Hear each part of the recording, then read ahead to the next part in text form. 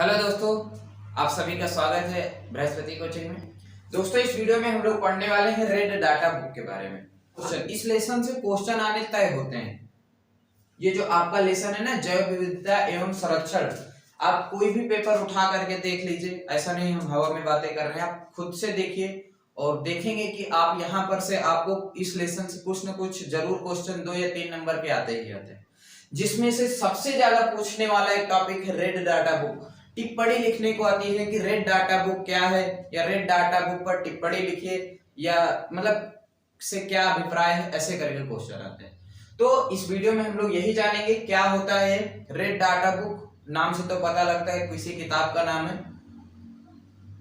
चलिए देख लेते हैं। वैसे देखिए, रेड डाटा बुक क्या होता है। जैसा दिमाग में आ रहा है ना रेड डाटा बुक, पहले थोड़ा सा सोच लो। पढ़ेंगे, अभी पढ़ेंगे, पहले थोड़ा सा आप सोच लीजिए रेड डाटा बुक क्या आ रहा है। ख्याल आपके ध्यान में आ रहा होगा, रेड का मतलब लाल, डाटा का मतलब जानकारी, बुक का मतलब किताब, इसका मतलब, और रेड का मतलब आपको पता ही खतरा होता है। मतलब ऐसी चीजों के बारे में जानकारी इस बुक में दी गई होगी जो थोड़े खतरे पर होंगे। अगर आप यहां तक जा रहे हैं ना, यहां तक पहुंच पा रहे हैं, तो फिर बहुत से बढ़िया है। और सच में ऐसा है भी। ये एक ऐसी बुक का नाम है जिसमें उन जीवों को रखा गया है जो विलुप्त होने के कगार पर है, जो खतरे की स्थिति में है कि अब अगर कुछ न किया गया इनके लिए तो ये पृथ्वी से विलुप्त हो जाएंगे। समझ में आ रहा है? तो देखो यहाँ पर IUCN एक अंतरराष्ट्रीय संस्था होती है। इसके बारे में हम आपको पहले थोड़ा सा बता दें। IUCN का पूरा नाम होता है international union of conservation of nature and natural resources. ये एक अंतरराष्ट्रीय संस्था है जिसकी स्थापना 1964 ईस्वी में हुई। समझ में आ गया? IUCN, हर एक लाइन बता रहा हूँ, हर एक शब्द समझा रहा हूँ, बस आप थोड़ा सा धैर्य रखिए और पूरा वीडियो देखिए, समझ में आने वाला है। तो IUCN क्या है? एक अंतरराष्ट्रीय संस्था है जिसकी स्थापना 1964 ईस्वी में हुई। अब आपके मन में आएगा ये संस्था करती क्या है। तो ये संस्था क्या करती है कि विश्व में क्योंकि वैश्विक स्तर पर है, सबसे बड़ी है विश्व में, तो सीधी सी बात है विश्व में ये क्या करती है, ऐसे पौधों या जंतुओं पर नजर रखती है जो खतरे की स्थिति में है, ठीक है, जो विलुप्त होने के कगार पर है। तो ये संस्था उनके लिए कार्य करती है, उन जीवों के लिए, उन पौधों के लिए, उन जंतुओं के लिए जो अपने जीवन का संघर्ष कर रहे हैं, जूझ रहे हैं, किसी तरीके से जीवित हैं वो। तो उनके संरक्षण का कार्य करती है, उनको बचाने का प्रयास करती है, उनको किस तरीके से मतलब डेवलप कर सके वो ज्यादा, ये सब विकास के तरीके बताती है। तो वो अंतरराष्ट्रीय संस्था। तो IUCN के बारे में आपको सीधा सीधा पता लग गया ना कि एक अंतरराष्ट्रीय संस्था है जो विश्व में सबसे बड़ी जंतुओं की संरक्षण की संस्था है, ठीक है, जंतुओं को बचाने का कार्य करती है। दूसरी बात, इसकी स्थापना 1964 ईस्वी में। अब जब 1964 ईस्वी में हुई थी तो क्या हुआ, इसने विलुप्तता के कगार पर खड़े जंतुओं एवं पौधों की एक लिस्ट तैयार की है। समझ आया? जो जीव विलुप्त होने के कगार पर, विलुप्त का मतलब समझ रहे हैं आप? विलुप्त का मतलब होता है कि जो प्राणी पृथ्वी से हमेशा के लिए नष्ट हो जाए, उसकी पीढ़ी, मतलब वो रहे ही ना। जैसे मनुष्य है, अभी मान लो सब मनुष्य खत्म हो जाए, तो इसका मतलब क्या कहेंगे कि मनुष्य विलुप्त हो गए, अब दिखाई ही नहीं देते। समझ में आ रहा ना? तो इसने क्या किया, IUCN ने विलुप्तता के कागार पर, जो विलुप्तता मतलब विलुप्त नहीं हो लेकिन उसकी कागार पर खड़े हैं, खड़े जंतुओं एवं पौधों की एक लिस्ट तैयार की है। एक लिस्ट तैयार की है, मतलब वो जंतु पौधे जो विलुप्त होने के कगार पर हैं, उनकी लिस्ट बना ली है पूरी। उसी को रेड लिस्ट या रेड डाटा बुक कहते हैं। आसान से समझ में आ गया होगा। अब इस बुक में है क्या चीजें? इस बुक में संसार की 18,000 प्रजातियां हैं। पहली चीज, ये जो बुक छपी है, ठीक है, बुक है, लिस्ट है, इसमें टोटल 18,000 प्रजातियां, जो मतलब जंतुओं की भी है, पादपों की, दोनों को मिलाकर मतलब टोटल जीवों की संख्या इस लिस्ट में ना 18,000 है, ठीक है। उसके बाद इनमें से 11,096 जंतु और 5685 पादप, पादप का मतलब पौधे, प्लांट्स, है ना, प्रजातियां संकटग्रस्त हैं। संकटग्रस्त का मतलब ऐसी जातियां, संकटग्रस्त जातियों, ऐसी जातियां होती हैं जो विलुप्त होने के कगार पर हैं, मतलब अभी हैं पृथ्वी पर लेकिन विलुप्त होने के कगार पर, मतलब विलुप्त नहीं हुई है, मतलब अगर इनके लिए रहने के लिए कुछ व्यवस्था नहीं की गई, इन्हें इन पर ध्यान नहीं दिया गया तो ये आने वाले समय में विलुप्त हो जाएंगे। तो उनको संकटाग्रस्त जातियां बोलते हैं या संकटग्रस्त जातियां, जो विलुप्त होने की कगार पर हैं लेकिन अभी विलुप्त नहीं हुई है, और अगर इनके लिए कुछ खास व्यवस्था की जाए रहने की या फिर इन्हें उस तरीके का वातावरण प्रदान किया जाए तो ये बच सकते हैं। तो समझ में आ गया, संकटग्रस्त जातियां क्या होती हैं, जबकि 1014 प्रजातियां पादपों की तथा 925 जातियां जंतुओं की क्रांतिक रूप से संकटग्रस्त। क्रांतिक का मतलब समझ रहे हैं, क्रांतिक का मतलब क्रिटिकल, क्रिटिकल का मतलब बस तुरंत अब ये मतलब ऐसा है कि कब गायब हो जाए कब विलुप्त हो जाए पता नहीं है, मतलब बहुत बस जैसे होता नहीं जान निकलने ही वाली है, वो स्थिति पर पहुंच गई। समझ में, एक की तबीयत, हाँ ये बढ़िया उदाहरण है। अगर आपको याद रखना है संकटग्रस्त जातियां और क्रांतिक जातियों में, तो एक जैसे कोई आदमी बीमार है, अगर उसका उपचार नहीं हुआ तो वो मर जाएगा, लेकिन कोई है जो मरने ही वाला है, अब वो बीमार, ज्यादा बीमार हो गया एकदम से, तो संकटग्रस्त जातियों का मतलब समझ में आ गया ना भैया, बीमारी एक तरीके से ऐसे समझ लो कोई आदमी है बीमार, अगर इसका इंतजाम नहीं किया गया, दवा पानी नहीं की गई तो नष्ट हो जाएगा। तो अब आपको समझ में आ गया ना कि रेड डाटा बुक क्या है।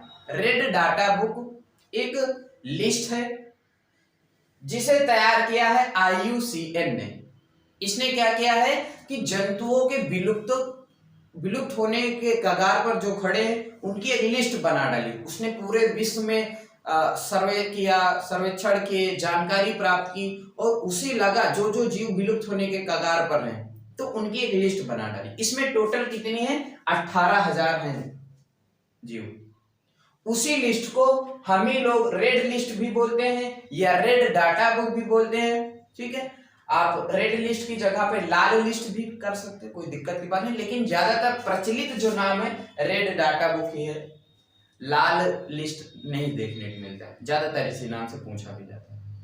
तो उम्मीद करता हूं आपको समझ में आया होगा। एक बार हम फिर से चलिए रिवीजन कर लेते हैं कि आखिर रेड डाटा बुक क्या होता है। IUCN ने विलुप्तता के कगार पर खड़े जंतुओं एवं पौधों की एक लिस्ट तैयार की है जिसे रेड लिस्ट कहते हैं।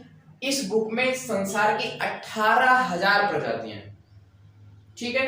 दूसरी बात, अब IUCN क्या है, IUCN एक अंतरराष्ट्रीय संस्था है, संगठन है, जिसकी स्थापना 1964 ईस्वी में हुई थी, और इसका फुल फॉर्म होता है international union of conservation of nature and natural resources, ठीक।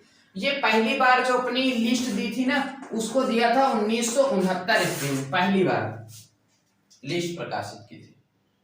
तो बहुत ज्यादा पूछा जाता है, और आपको अब रेड डाटा बुक समझ में आ गया होगा। हम इसके उद्देश्य भी देख लेते हैं इसी वीडियो में कि आखिर क्या, किस वजह से ये बनाया जाता है, रेड डाटा बुक क्यों तैयार किया जाता है। तो चलिए दोस्तों अब हम लोग उसे भी देख लेते हैं। चलिए दोस्तों अब हम लोग देख लेते हैं कि रेड डाटा बुक तैयार करने के उद्देश्य क्या है, आखिर मतलब इतना झाम क्यों किया जा रहा है। कौन आदमी फालतू में बैठ करके, है ना, दुनिया में जितने जंतु कगार होने, जो विलुप्त होने कगार पे हैं, लिस्ट बनाए। कई बार फालतू का काम लगता है कुछ लोगों को, ऐसा भी है। और सोचा भी जाना चाहिए कि हाँ आखिर क्यों इतना किया जा रहा है। तो देखो ये ऐसा इसलिए किया जा रहा है, ऐसा भी नहीं कि केवल ये जंतुओं के लिए किया जा रहा है, ये प्रत्यक्ष या अप्रत्यक्ष रूप से हम लोगों के लिए किया जा रहा है। जैसे देखो दुनिया में जितने भी चीजें हैं ना, चाहे वो पेड़ हो, पौधे हो, मक्खी हो, मधुमक्खी हो, मच्छर हो, जितने भी जंतु हैं, सबका अपना महत्व है। सब प्रत्यक्ष अप्रत्यक्ष रूप से हमें एक तरीके से जीवन ही प्रदान करते हैं। अगर आपको ये बात नहीं समझ में आती तो हम एक उदाहरण देते हैं। देखो आपने देखा होगा, परागण के बारे में पढ़ रखा है, लेसन 2 में पढ़ा आपने। परागण में क्या होता है कि पौधे के परागकण जल, वायु या किसी माध्यम से उड़ करके दूसरे पुष्प पर जाते हैं तो बीज बनता है, फिर फल बनता है, फिर उसको हम लोग खाते हैं। अगर सोचो पृथ्वी से वायु ना हो, जल ना हो, ये कीट पतंगे ना हो, तो ये परागण की प्रक्रिया कहां से होगी? क्या और परागण की प्रक्रिया नहीं होती जब पौधे ही नहीं रहेंगे पृथ्वी पर, फल नहीं होंगे, कुछ खाने पीने के लिए रहेगा नहीं, तो हम लोग जीवित कैसे रहेंगे? है कि नहीं? तो बहुत बड़ी बात है। देखो कितना ज्यादा, अगर आपको लगता है पेड़ फालतू में बेकार में, तो काट दो सब पेड़। आपको ऑक्सीजन कहां से मिलेगी भैया? सांस ले रहे हो, कहां से मिलेगा इतना ऑक्सीजन? है कि नहीं? तो सीधा सीधी बात यह है कि पृथ्वी पर जितने भी जीव हैं, चाहे वो छोटा चींटी ही क्यों ना हो, सबका अपना एक स्थान है, एक परिस्थितिक तंत्र का निर्माण करते, एक परिवार है एक तरीके से, कहते नहीं वसुधैव कुटुंबकम, ये पूरा संसार हम लोगों के परिवार के जैसे। तो परिवार में क्या होता है? क्या कोई बीमार हो जाता है, या फिर किसी की तबीयत नहीं सही, या फिर कोई मान लो किसी का अंग कोई कार्य नहीं करता, उसे कोई दिक्कत है, तो क्या हम लोग उसका ध्यान नहीं रखते? जाहिर सी बात करते हैं कि क्योंकि भाई वो भी सदस्य, कल उसके ऊपर और दूसरे दिन हमारे ऊपर ऐसी मुसीबत आ सकती है। तो वही चीज है यहां पर भी। दुनिया में जितने जीव कगार पर हैं, विलुप्त होने के कगार पर हैं, अगर वो सोचो विलुप्त हो जाएंगे तो क्या होगा? अभी जैसे उदाहरण के लिए मान लो कि जैसे हमने पौधों को बताया, ऑक्सीजन नहीं रहेगी, कहां से क्या करोगे? कर पाओगे? कुछ नहीं होगा। तो इसीलिए सरकार या फिर हमारी शिक्षा या फिर कई सारी विश्व की ऐसी समितियां, संस्थाएं कार्य करती हैं पर्यावरण के लिए। कितनी गर्व की बात है हम सबके लिए, और हम लोगों सबको भी करना चाहिए। इसीलिए ये सब चीज हम लोग पढ़ रहे हैं कि हर एक जीव का अपना स्थान है, चाहे वो छोटा से छोटा क्यों ना हो, बड़ा से बड़ा क्यों ना हो, जरूरी है। जैसे एक और उदाहरण अगर आपको हम समझाएं, जैसे हिरण। अगर मान लो कि पृथ्वी पर से हिरण समाप्त हो गए, तो भाई हिरण को सबसे ज्यादा शिकार कौन बनाता है? शेर। शेर तो अपने आप ही खत्म हो जाएंगे, क्योंकि उनको घास खाने में टाइम लगेगा। उनकी हमेशा से लत पड़ी है, आदत पड़ी, मांसाहारी जन तो मांस खाते हैं। अगर हिरण, खरगोश, ये सब चीजें गायब हो गई पृथ्वी से, तो क्या शेर बचेगा? नहीं बचेगा। तो ये सब चीजें होती है। इसीलिए विश्व की कई सारी संस्थाएं और संगठन जीवों को बचाने का कार्य करते हैं। उसी श्रेणी में एक रेड डाटा बुक अभी हमने पढ़ा। तो ये क्यों बनाया जाता है? देखो, सबसे पहला है रीजन, संकटग्रस्त जातियों को पहचान कर उनकी लिस्ट बनाना। जितने भी विश्व में या फिर पृथ्वी पर जो जातियां संकटग्रस्त हैं, उनकी लिस्ट बनाना, इसलिए रेड लिस्ट बनाई जाती है। दूसरी बात, जैव विविधता के घटने का सभी वैज्ञानिकों एवं मनुष्यों को अवगत कराना। भाई देखो, हम यहाँ पर बैठे हैं, हम कभी विदेश नहीं जाते, हम कहीं घूमने नहीं जाते, तो हमें दुनिया के बारे में कैसे पता चलेगा? तो उसके बारे में यही सब तो हैं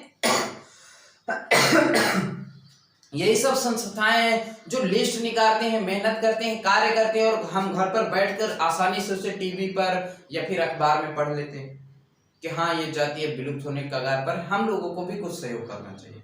तो समझ में आया ना? जैव विविधता, जो दुनिया में जैव विविधता का मतलब होता है असंख्य प्रकार की जो जीवों की उपस्थिति है पृथ्वी पर, इसी को जैव विविधता कहते हैं। अब ये घटने लगेगा, तमाम तरीके के जीव हैं, होने चाहिए, लेकिन अगर ये घटने लगेगा विविधता, तो इसकी जानकारी वैज्ञानिकों को, मनुष्यों को प्राप्त होगी कैसे? जब उसकी लिस्ट बनेगी कि हाँ भैया देखो ये चीजें घट रही हैं, आप लोग कुछ कीजिए इनके बारे में। ठीक है, समझ में आ गया? अगला देखते हैं तीसरा। तीसरा, घटती हुई जैव विविधता के कुप्रभाव से अवगत कराना। लोगों को ये चीज भी बताना रेड डाटा बुक का उद्देश्य है कि अगर मान लो जैव विविधता घटी,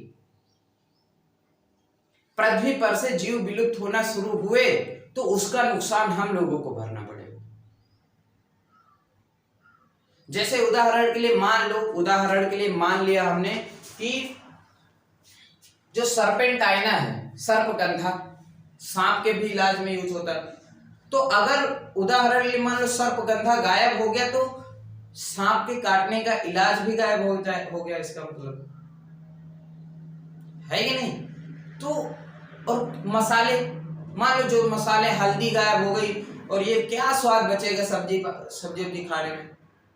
तो ये कुप्रभाव ही तो है। मान लो ये पौधे गायब होने लगे, एक स्थिति आएगी जब ये भी गायब होना शुरू कर देंगे, तो बचेगा क्या? हम लोग करेंगे क्या? केवल आदमी करेंगे क्या यहाँ पर? तो कुप्रभाव से अवगत कराना भी रेड डाटा बुक का उद्देश्य है कि इतने ज्यादा नुकसान आप इनको जानिए, क्योंकि जब आप नुकसान के बारे में जानेंगे ना तभी कुछ करेंगे। मनुष्य में ऐसा होता है ना कि जब तक उन्हें फर्क नहीं पड़ेगा तब तक उन्हें फर्क नहीं पड़ेगा, समझ रहे? अगर हमें धूप से कोई दिक्कत नहीं है तो फिर दूसरा चाहे धूप में मरे या जिए हमें फर्क नहीं पड़ता, लेकिन अगर सबको फर्क पड़ने लगे तो फर्क पड़ने लगेगा। तो ये चीज समझ में आ गया ना, कुप्रभाव से जानकारी देना या अवगत कराना। चौथा है संकटग्रस्त जंतुओं एवं पौधों को बचाने और संरक्षण प्रदान करने की आवश्यकता पर जोर देना, कि जंतुओं को अब बचाया कैसे जाए, उनको संरक्षित कैसे किया जाए, इस पर जोर देना भी इसका उद्देश्य है। उसके बाद संकटग्रस्त प्रजातियों से बने उत्पाद के व्यापार पर रोक लगाना। जो संकटग्रस्त जाति हैं, जैसे मान लो उदाहरण के लिए जो मगरमच्छ है अब गायब होने के कगार पर है, अजगर भी उसी में आ गए अब संकटग्रस्त जातियों में। तो अगर जैसे हाथी दांत, सब लोग सुने होंगे हाथी का दांत बेचा जाता है, तो हाथी दांत के लिए बताओ पूरे हाथी को मार दिया जाता है। तो अगर हाथी दांत का बिकना बंद हो जाए, व्यापार होना इसका बंद हो जाए, तो भाई लोग मारेंगे क्यों? हाथी को खाते थोड़ी है, ज्यादातर लोग ज्यादातर दांत के लिए ही मारते हैं, पूरा शरीर पड़ा रहता है, इससे सड़ जाता है। तो समझ में आ गया ना? तो ये था हमारा रेड डाटा बुक, जिसे आपने विस्तृत अध्ययन किया। अब आप इस पर टिप्पणी भी लिख सकते हैं और चाहो तो पूरा एक दीर्घ क्वेश्चन भी बना सकते हैं। हमने इसमें आपको रेड डाटा बुक किसे कहते हैं बताया, उसके बाद रेड डाटा बुक कौन सी संस्था ने दिया वो भी बताया, कब दिया बताया, और साथ साथ रेड डाटा बुक तैयार करने के उद्देश्य भी देखे। तो उम्मीद करता हूँ आप सभी को ये समझ में आए होंगे। अब हम लोग मिलते हैं नेक्स्ट वीडियो में। थैंक यू दोस्तों, जय हिंद।